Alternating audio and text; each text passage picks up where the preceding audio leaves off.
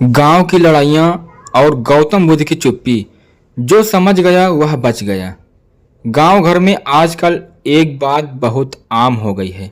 लोग बात करने नहीं आते, लोग उलझाने आते हैं।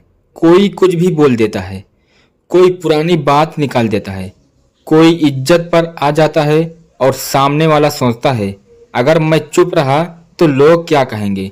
यहीं से लड़ाई शुरू होती है।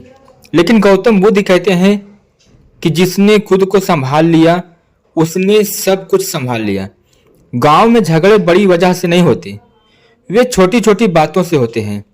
रास्ते से, पानी से, खेत से, बच्चों से, औरतों की बातों से और सबसे ज्यादा अहंकार से।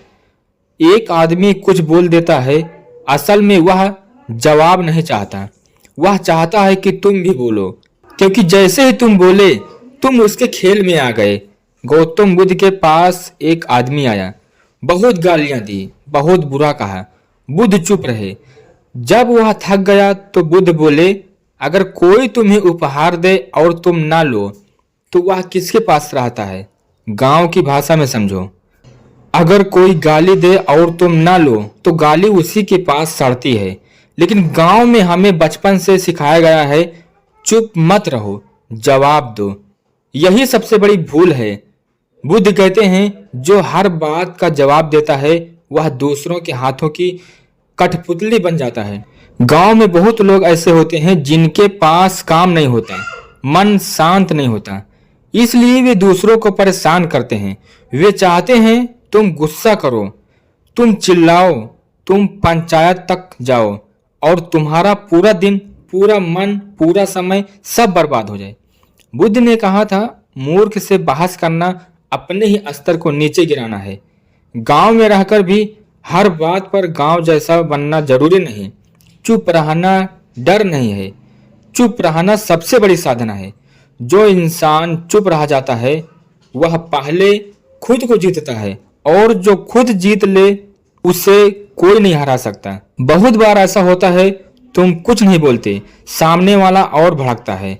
वह चाहता है ये बोले, ये फंसे, लेकिन थोड़ी देर बाद वह खुद ही शांत हो जाता है, क्योंकि आग को हवा चाहिए और तुम हवा नहीं देते।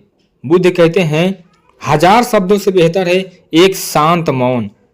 गांव के बुजुर्ग पहले क्या कहते थे, बेटा कुत्ता भौंके तो हर बार पत्थर नहीं उठाया जाता।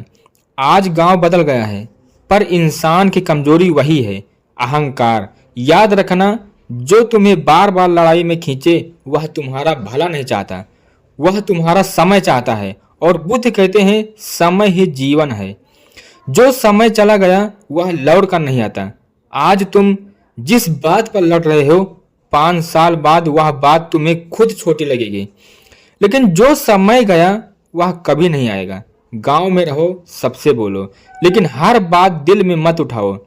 हर सवाल का जवाब जरूरी नहीं, हर उकसावे पर बोलना जरूरी नहीं।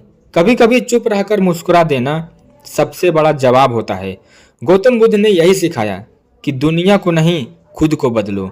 अगर यह समझ आ गया तो गांव की आधी लड़ाइयां अपने आप खत्म हो जाएंगी। नमो बुद्धाय।